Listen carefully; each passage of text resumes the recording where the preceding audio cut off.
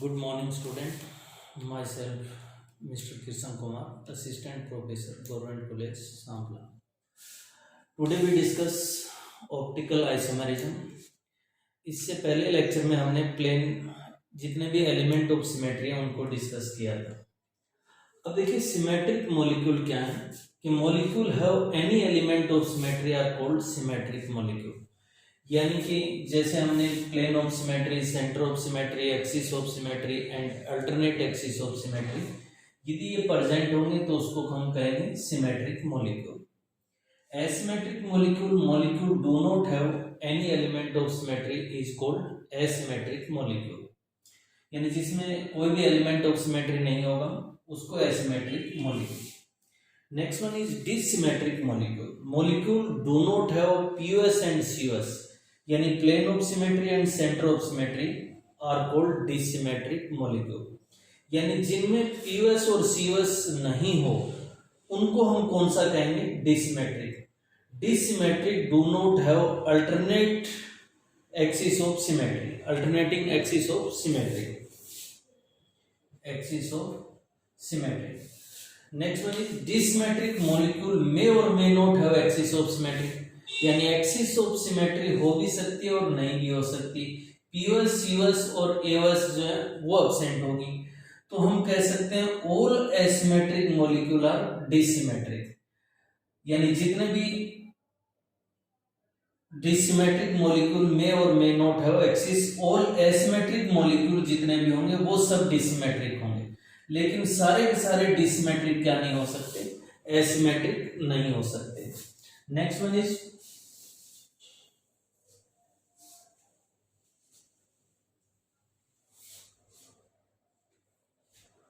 Optical active compound. Optical active compound यानी कि compound which can rotate PPL is called optical active compound। Active compound यानी जो PPL को rotate कर सकते हैं उन कंपाउंड को क्या कहेंगे? Optical active. And compound which cannot rotate PPL is called optical inactive compound। यानी उनको हम क्या कहेंगे? Optical inactive compound.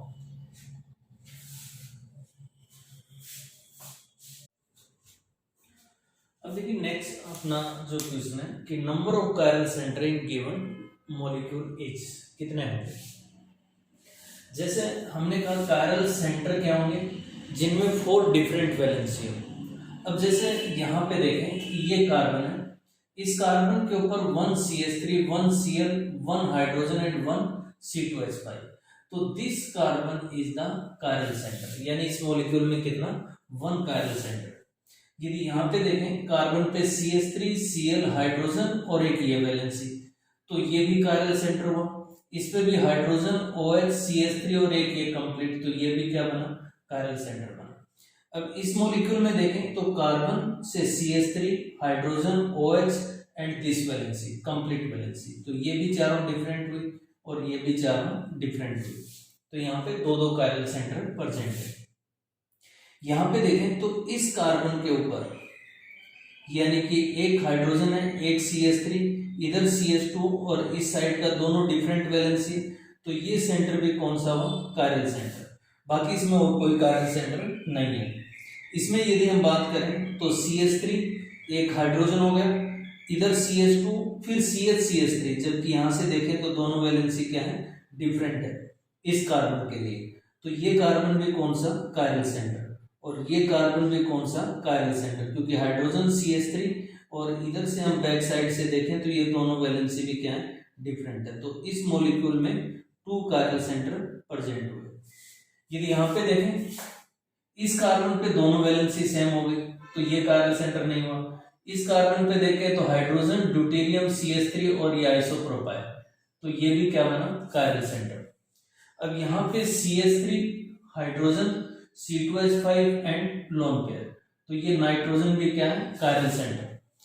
अब देखो इस मॉलिक्यूल में नाइट्रोजन पे lone pair, CH3, hydrogen and vinyl group attach है, लेकिन ये लोन पेयर जो है वो किस में पार्टिसिपेट करेगा, रेजोनेंस में।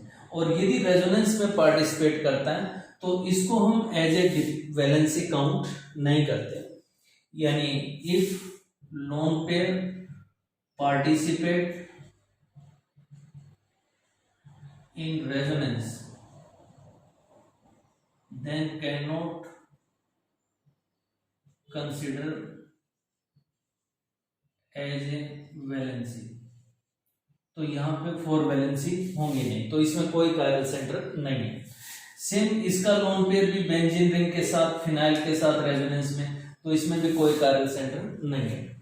अब यहाँ पे देखें तो ये लोन पेयर इधर CH2 और यहाँ CH2 और CH, तो डिफरेंट वैलेंसी है, और ये लोन पेयर है। अब ये लोन पेयर रेजोनेंस में पार्टिसिपेट नहीं कर सकता, क्योंकि यदि रेजोनेंस में पार्टिसिपेट करेगा तो यहाँ पे ब्रिज हेड पोजीशन के ऊपर इस पोजीशन पे डबल बॉन्ड आ जाएगा इस तरीके से, और यदि डबल बॉन्ड आ गया तो ये एग्जिस्ट नहीं करेगा, यानी ब्रिज हेड पोजीशन पे कभी भी पॉजिटिव चार्ज या डबल बॉन्ड एग्जिस्ट नहीं करता। तो इस वजह से ये रेजोनेंस में पार्टिसिपेट नहीं करेगा, लोन पेयर नहीं करेगा, तो ये एज ए वैलेंसी काउंट होगा। तो इसमें ये एक कायरल सेंटर, एक यहाँ भी हाइड्रोजन है, ये भी किसकी तरह एज ए कायरल सेंटर, तो 2 कायरल सेंटर इसके अंदर प्रेजेंट होगा। यदि इस स्पीसीज में देखें तो ये भी, ये तीनों कायरल सेंटर, क्योंकि कार्बन से Cl, CH3, हाइड्रोजन और एक ये वैलेंसी, या हाइड्रोजन भी इधर और इधर दोनों डिफरेंट है, तो ये भी कायरल सेंटर, हाइड्रोजन Cl इधर और इधर दोनों डिफरेंट है, तो ये भी कायरल सेंटर। तो इस मॉलिक्यूल में टोटल 3 कायरल सेंटर होंगे। यहाँ पे ये भी कायरल सेंटर और ये भी कायरल सेंटर, तो टोटल 4 कायरल सेंटर इस स्पीसीज में प्रेजेंट होंगे मॉलिक्यूल्स के अंदर। यहाँ पे OH डिफरेंट वैलेंसी होगी, यहाँ हाइड्रोजन ये भी डिफरेंट वैलेंसी हुई, ये भी डिफरेंट वैलेंसी, यहाँ भी डिफरेंट वैलेंसी, यहाँ भी डिफरेंट, यहाँ भी डिफरेंट, यहाँ भी डिफरेंट और यहाँ भी डिफरेंट। तो 1 2 3 4 5 6 7 एंड 8 कायरल सेंटर इसमें प्रेजेंट रहेंगे। यदि इसमें देखें हम तो यहाँ पे कायरल सेंटर, इस जगह भी कायरल सेंटर, यहाँ भी कायरल सेंटर, तो टोटल 3 कायरल सेंटर इसमें प्रेजेंट होंगे। तो इस तरीके से आप कायरल सेंटर निकाल सकते हैं डिफरेंट वैलेंसी देखकर। अब देखिए नेक्स्ट वन इज, अभी हमने जस्ट पिछली स्लाइड में बात की थी कि कायरल सेंटर। अब chiral centre is not sufficient condition to show optical activity, यानी जरूरी नहीं कि जिसमें कायरल सेंटर होगा वो ऑप्टिकल एक्टिव मॉलिक्यूल होगा या नहीं होगा तो वो ऑप्टिकल नहीं होगा, ऐसा कोई नेसेसरी कंडीशन नहीं है।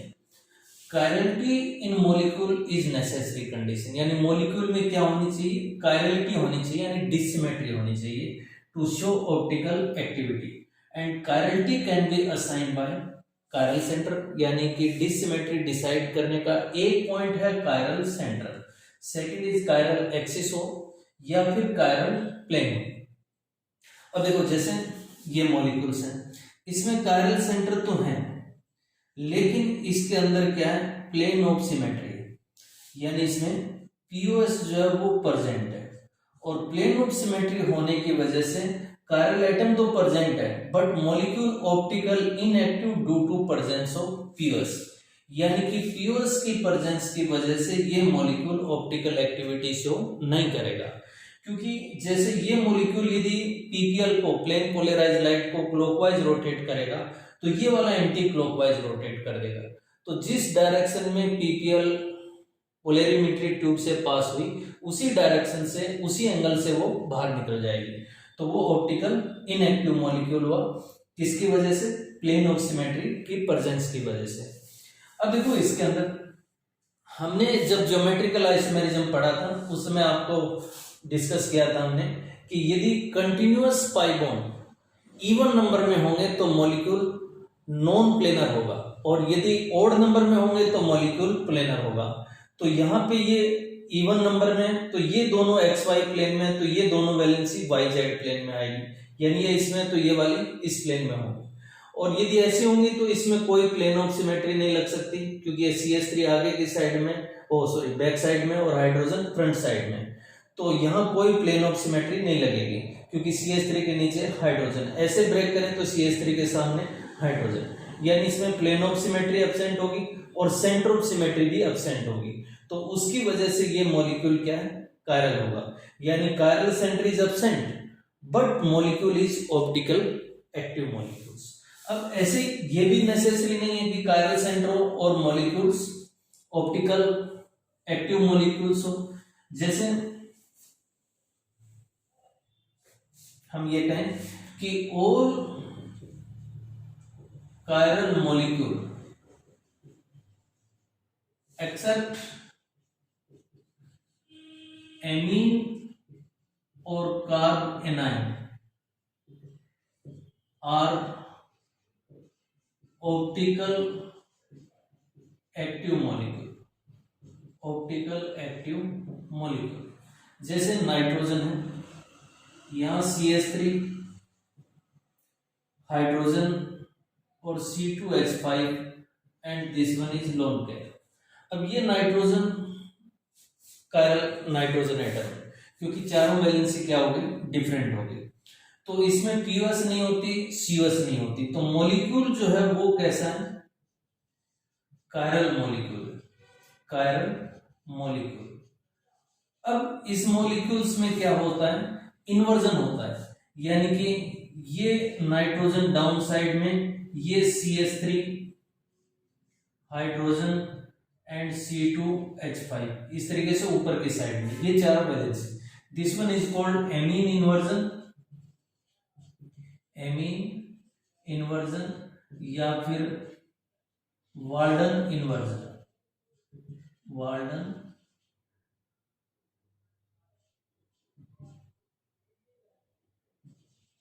इन्वर्जन। ये इसके अंदर क्या होते हैं, प्रेजेंट होते हैं।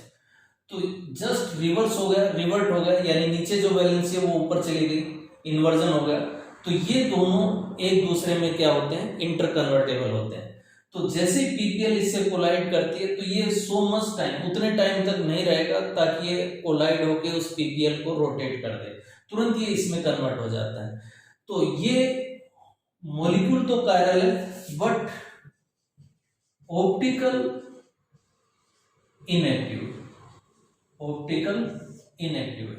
ऐसा ही सेम किस में होता है, कार्बेनाइन के अंदर, यानी कार्बेनाइन में भी लोन पेयर होता है, उसमें भी ये इन्वर्जन प्रेजेंट होता है। अब यदि ये कहें this one is first and this one is second structure, तो first and second structure is conformational enantiomer, conformational enantiomer, यानी रूम टेम्परेचर पे इंटर कन्वर्ट होने की वजह से ये एक दूसरे में कन्वर्ट हो जाती है, तो इस वजह से इनको कन्फर्मेशनल कहेंगे। ये दोनों मिरर इमेज हैं but cannot superimpose, so these are called enantiomer. अब हम कुछ एग्जांपल और इसके डिस्कस करते हैं।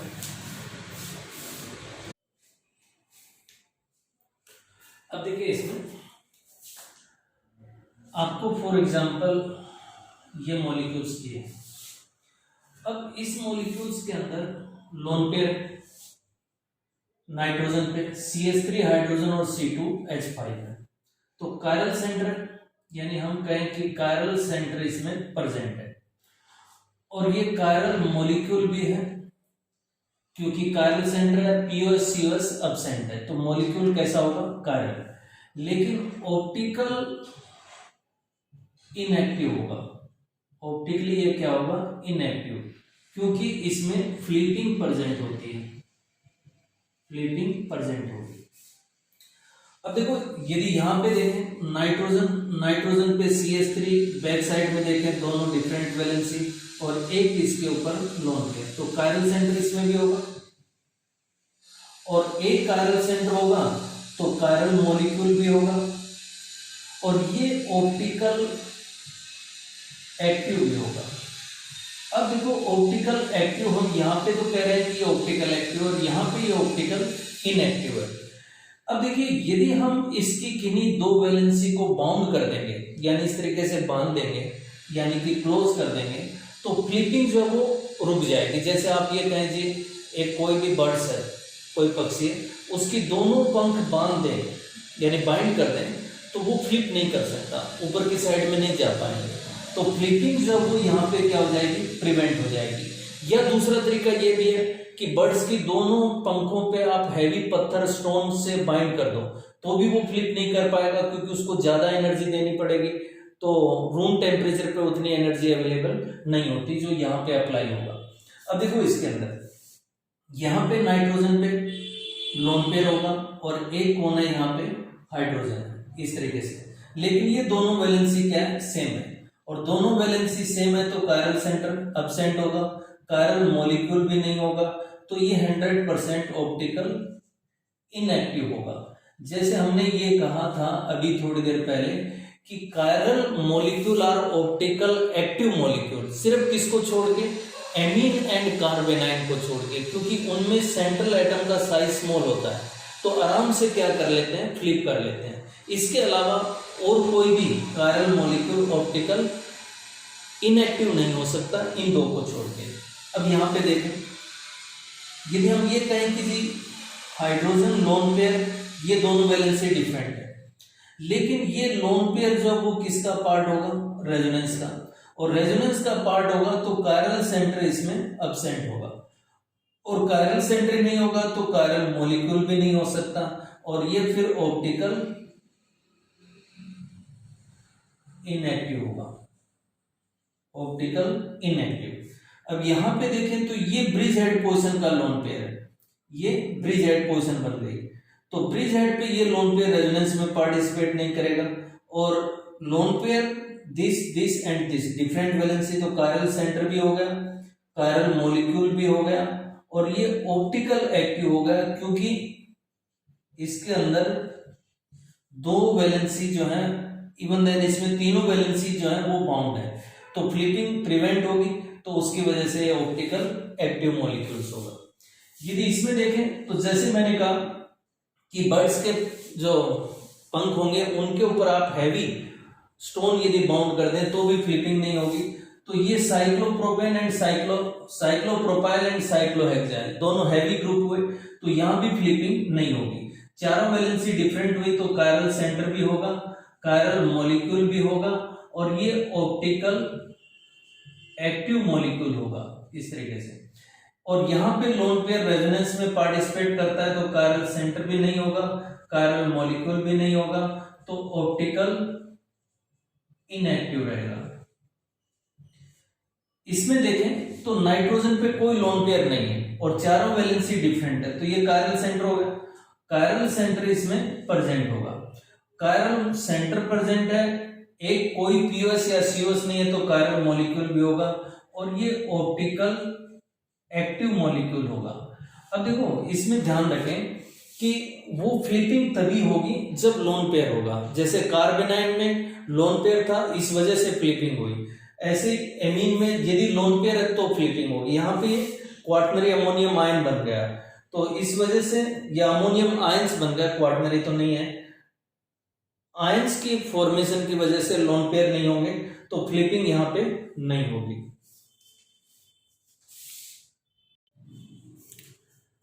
देखिए नेक्स्ट जो अपना पॉइंट है कि chiral molecule without chiral centre, यानी वो मॉलिक्यूल जिनमें कायरल सेंटर नहीं है लेकिन फिर भी वो कायरल मॉलिक्यूल है। जैसे पहला हमने एलिन के अंदर हमने ज्योमेट्रिकल आइसोमेरिज्म में बात की थी, यदि continuous pi bond odd number में तो ज्योमेट्रिकल, अदरवाइज ऑप्टिकल चेक करते हैं, और ऑप्टिकल में कंपाउंड नॉन प्लेनर हो जाता है इस तरीके से, दो वैलेंसी इस प्लेन में तो दो इसमें, तो वहां पे प्लेन अप्लाई नहीं हो सकता। तो यहाँ पे 1 2 इवन प्लेन में हो गए, इवन नंबर में पाई बॉन्ड हो गए, तो ये दो वैलेंसी यदि XY प्लेन के अंदर है तो ये दो वैलेंसी जो है वो YZ प्लेन में होगी। YZ में होंगी तो आप ऐसे प्लेन लगाएं तो CH3 के सामने हाइड्रोजन होगा, ऐसे लगाएं तो CH3 के सामने हाइड्रोजन ऊपर नीचे आ जाएगा। तो इसका जो मिरर इमेज होगा वो इसके ऊपर सुपर इम्पोज नहीं हो सकता, यानी इसमें ना तो POS है, प्लेन ऑफ सिमेट्री है, ना ही इसमें सेंटर ऑफ सिमेट्री। तो इसकी वजह से ये मॉलिक्यूल क्या बनेगा, ऑप्टिकल एक्टिव मॉलिक्यूल बनेगा और कायरल मॉलिक्यूल बनेगा, लेकिन इसमें कोई कायरल सेंटर नहीं है। Second is स्पाइरेन। स्पाइरेन में भी हमने ज्योमेट्रिकल में डिस्कस किया था कि कंटिन्यूअस रिंग जिनका 1 कार्बन 2 रिंग का कॉमन हो उसको बोलते हैं स्पाइरो कंपाउंड। अब यदि कंटिन्यूअस रिंग जो है वो यदि ओड नंबर के अंदर होंगी तो कंपाउंड की जो लास्ट फ्री वैलेंसी है वो सेम प्लेन में आ जाएगी, और यदि इवन नंबर में होंगी तो last free valency different plane में आएगी, और डिफरेंट प्लेन में आएगी तो प्लेन ऑफ सिमेट्री नहीं हो सकता, सेंटर ऑफ सिमेट्री भी नहीं हो सकता, और इसका मिरर इमेज इसको सुपर इम्पोज नहीं कर सकता, यानी कवर नहीं कर सकता। तो ये भी कोई कायरल सेंटर नहीं है, फिर भी ये क्या होंगे, कायरल मॉलिक्यूल्स होंगे। ऐसे साइक्लोएल्काइलिडीन, साइक्लोएल्काइलिडीन के अंदर रिंग प्लस पाई बॉन्ड यदि इवन नंबर में है तो कंपाउंड नॉन प्लेनर होगा, जैसे 1 रिंग और 1 डबल बॉन्ड। यदि ये इवन नंबर में टोटल सम आता है तो कंपाउंड जो वो क्या रहेगा अपना, नॉन प्लेनर। तो दोनों टर्मिनल वैलेंसी डिफरेंट प्लेन में होगी और प्लेन ऑफ सिमेट्री एब्सेंट होगी और सेंटर ऑफ सिमेट्री भी एब्सेंट होगी। तो कोई कायरल सेंटर नहीं है, फिर भी मॉलिक्यूल्स कायरल होगा, मॉलिक्यूल कायरल होगा। Next ortho ortho tetra substituted by phenyl. अब देखिए जैसे ये फिनाइल रिंग है, इस पे ये 2 वैलेंसी है, दूसरा फिनाइल है इस पे भी 2 वैलेंसी है, और इसकी दोनों पोजीशन ऑर्थो सब्स्टिट्यूटेड है, इसकी भी दोनों पोजीशन ऑर्थो सब्स्टिट्यूटेड है, और यहाँ पे बल्कि ग्रुप अटैच है ए और बी, ऑर्थो पे इधर भी ए और बी। यदि ये बल्कि ग्रुप हो गए तो दोनों इस तरीके से नहीं आ सकते, थोड़ा प्लेन को ये लूज कर देगा, और प्लेन से डिफरेंट हो गया तो फिर प्लेन ऑफ सिमेट्री अप्लाई नहीं कर सकते। तो यदि इसमें विशेष ध्यान रखने की बात यह है कि ये दोनों वैलेंसी डिफरेंट हो, यदि किसी वजह से ये दोनों वैलेंसी सेम आती है, जैसे हम ये कहें ये ए और ये भी ए है और यहाँ ए और बी है, तो यहाँ पे भी कोई भी वैलेंसी इनमें से डिफरेंट हो सकती है, यानी यहाँ पे मान लो सी है तो भी ये ऑप्टिकल एक्टिव होगा, क्योंकि अभी भी इसमें प्लेन नहीं लग सकता। भी ए बी इसको आप 50 ब्रेक करें, इसको आप प्लेन मान के चलें तो ए के सामने ए है, लेकिन सी के सामने फिर इधर कौन आ जाएगा, हाइड्रोजन आ जाएगा, तो प्लेन अप्लाई नहीं हो सकता। अब देखिए यदि आपको ये कहा जाए कि विच of the following is chiral molecule, मैंने एक चीज बार बार कही है आपको कि एमीन एंड कार्बेनाइन को छोड़ के सभी chiral molecule optical active molecule होते हैं। तो कायरल मॉलिक्यूल जो होंगे वो ऑप्टिकल एक्टिव होंगे एक्सेप्ट एमीन एंड कार्बेनाइन, जिनके अंदर कुछ कंडीशन है। एमीन में यदि आप वैलेंसी बाउंड कर दें या बल्कि ग्रुप लगा दें तो फ्लिपिंग प्रिवेंट हो जाती है, उस कंडीशन में फिर वो ऑप्टिकल एक्टिव हो जाएंगे, अदरवाइज वो ऑप्टिकल इनएक्टिव रहेंगे। यदि ये पूछा जाता है कि विच of the following is the chiral molecule, तो सबसे पहले मॉलिक्यूल हैविंग 1 कायरल एटम, यदि मॉलिक्यूल में एक ही कायरल एटम है तो वो कायरल मॉलिक्यूल होगा। अब जैसे एमीन और कार्बेनाइन की बात की तो मॉलिक्यूल तो वो भी कायरल होंगे लेकिन ऑप्टिकली इनएक्टिव होंगे, और बाकी सभी कायरल मॉलिक्यूल ऑप्टिकल एक्टिव होंगे। अब molecule having more than 1 chiral atom, then we check POS and COS। जैसे अभी थोड़ी देर पहले हमने ऐसा क्वेश्चन किया था Cl Cl H H CH3 and CH3। अब यहाँ पे कायरल एटम 2 थे लेकिन इसमें क्या आ गई थी POS, तो ये अकायरल मॉलिक्यूल हो गया था। तो यदि 2 या 2 से ज्यादा है तो फिर आपको प्लेन ऑफ सिमेट्री या सेंटर ऑफ सिमेट्री देखना पड़ेगा। यदि वो एब्सेंट है तो मॉलिक्यूल कायरल होगा, और यदि वो प्रेजेंट है तो मॉलिक्यूल अकायरल होगा। इसके बाद एलिन यदि है, जैसे अभी हमने बात की, यदि कंटिन्यूअस पाई बॉन्ड जो है वो इवन नंबर में है तो फिर टर्मिनल वैलेंसी यदि डिफरेंट होगी तो मॉलिक्यूल कायरल होगा। सेम स्पाइरेन यदि इवन नंबर में टोटल रिंग है और टर्मिनल वैलेंसी डिफरेंट है तो वो मॉलिक्यूल भी कायरल होगा। साइक्लोएल्काइलिडीन में रिंग प्लस पाई बॉन्ड दोनों इवन नंबर में और टर्मिनल वैलेंसी डिफरेंट है, तो फिर मॉलिक्यूल जो है वो कायरल होगा। उसके बाद ortho ortho tetra substituted sorry biphenyl, जो अभी हमने डिस्कस किया था कि बायोफिनाइल यदि ऑर्थो ऑर्थो है तो प्लेन में नहीं होंगी, थोड़ा सा प्लेन को लूज कर देंगे और फिर उनमें प्लेन ऑफ सिमेट्री एब्सेंट हो जाएगा, तो वो भी ऑप्टिकल कायरल मॉलिक्यूल होगा और ऑप्टिकल एक्टिव होगा। ऐसे ट्राइफिनाइल यदि आपको दे रखे हैं, 3 फिनाइल दे रखे हैं, तो फिर पीओएस एंड सीओएस चेक करेंगे। अब हम कुछ क्वेश्चन करेंगे कि कौन कौन से मॉलिक्यूल कायरल हो सकते हैं। अब देखिए जैसे क्वेश्चन दिया, which of the following are chiral. अभी हमने जो पॉइंट डिस्कस किए उनके हिसाब से हम चेक करेंगे। पहला हैंड यानी हाथ है। अब एक हैंड को देखें तो ये हैंड जो है ये एसिमेट्रिक है, यानी कहीं भी प्लेन नहीं लग सकता इसके ऊपर, और इसका जो मिरर इमेज होगा यदि आप उसको कवर करें तो वो सुपर इम्पोज नहीं हो सकता। तो हैंड एक एसिमेट्रिक है यानी कि कायरल है, this one is chiral. Shoes जो होता है, शूज भी कैसा होता है, कोई प्लेन नहीं लग सकता, तो शूज भी क्या होगा, कायरल होगा। लेकिन टेबल जो है, टेबल पे प्लेन लग सकता है, यदि सिमेट्रिक टेबल है तो उसको इक्वल 2 पार्ट में डिवाइड कर सकते हैं। सेम फैन के अंदर भी axis of symmetry, centre of symmetry, axis of symmetry present होती है, प्लेन ऑफ सिमेट्री भी होती है, तो वो भी कैसा होगा, अकायरल होगा। अब यहाँ 5 नंबर में देखें, इसमें एक कायरल सेंटर होगा ये, और किसी में एक कायरल सेंटर है तो वो कायरल मॉलिक्यूल होगा, यानी दिस वन इज कायरल। यहाँ पे ये 2 कायरल सेंटर है लेकिन प्लेन ऑफ सिमेट्री नहीं है, 2 है तो फिर आपको प्लेन ऑफ सिमेट्री और सेंटर ऑफ सिमेट्री देखना होता है, तो ना तो प्लेन ऑफ सिमेट्री होगी ना इसमें सेंटर ऑफ सिमेट्री होगी, तो this one is also chiral. यहाँ पे देखें CH Cl, ये दोनों कायरल सेंटर है और इसमें प्लेन ऑफ सिमेट्री नहीं है क्योंकि BrCl डिफरेंट है, तो ये भी कैसा होगा, कायरल होगा। अब ये इवन नंबर में पाई बॉन्ड है और इवन नंबर में पाई बॉन्ड है, तो टर्मिनल वैलेंसी चेक करो कि वो डिफरेंट हो, और टर्मिनल वैलेंसी डिफरेंट होगी तो ये भी क्या होगा, कायरल होगा। अब इसमें देखें तो 2 कायरल सेंटर है, यदि 2 कायरल सेंटर हो तो फिर आपको प्लेन ऑफ सिमेट्री और सेंटर ऑफ सिमेट्री देखनी होगी, तो इसमें प्लेन ऑफ सिमेट्री है यानी इक्वल 2 पार्ट में डिवाइड कर सकते हैं, तो ये अकायरल होगा। यदि यहां देखें तो इसमें भी 2 कायरल सेंटर है और प्लेन ऑफ सिमेट्री एब्सेंट है, तो ये क्या होगा, कायरल, क्योंकि प्लेन लगे Cl के नीचे हाइड्रोजन है तो प्लेन नहीं लग सकता, और प्लेन नहीं लगेगा तो ये मॉलिक्यूल कायरल होगा। यहाँ पे देखें तो एक हाइड्रोजन CH3, ये दोनों वैलेंसी डिफरेंट है तो एक कायरल सेंटर, और एक कायरल सेंटर होगा तो 100% वो क्या होगा, कायरल मॉलिक्यूल होगा। यहाँ पे ये 2 कायरल सेंटर है और दोनों डिफरेंट वैलेंसी, कोई प्लेन ऑफ सिमेट्री नहीं है, तो ये भी कैसा होगा, कायरल। इसमें प्लेन ऑफ सिमेट्री इस तरीके से इक्वल 2 पार्ट में डिवाइड कर सकते हैं, तो दिस वन इज अकायरल। अब देखिए इसको कई बार बच्चे प्लेन लगा देते हैं कि देखो जी यहां से ये इक्वल 2 पार्ट में डिस्ट्रीब्यूट हो गया, ऐसा नहीं होगा।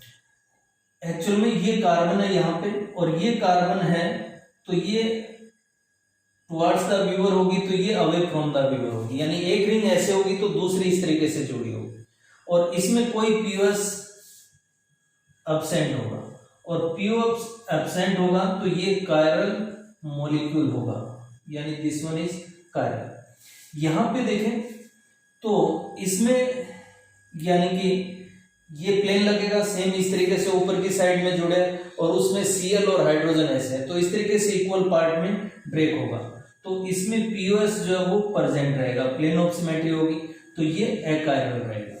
तो इस तरीके से हम निकाल सकते हैं कि कौन सा मॉलिक्यूल कायरल होगा। और एक मैंने कहा है आपको कि कायरल मॉलिक्यूल जो होंगे these are optical active except amine और कार्बेनाइल, लेकिन इनके अंदर if we bound to valency और बल्कि ग्रुप यदि हैं तो ये भी क्या हो जाएंगे, ऑप्टिकल एक्टिव हो जाएंगे। क्यों हो जाएंगे, बिकॉज फ्लिपिंग जो है वो ब्लॉक हो जाएगी यहाँ पे, और फ्लिपिंग यदि ब्लॉक हो जाएगी तो वो ऑप्टिकल एक्टिव होंगे।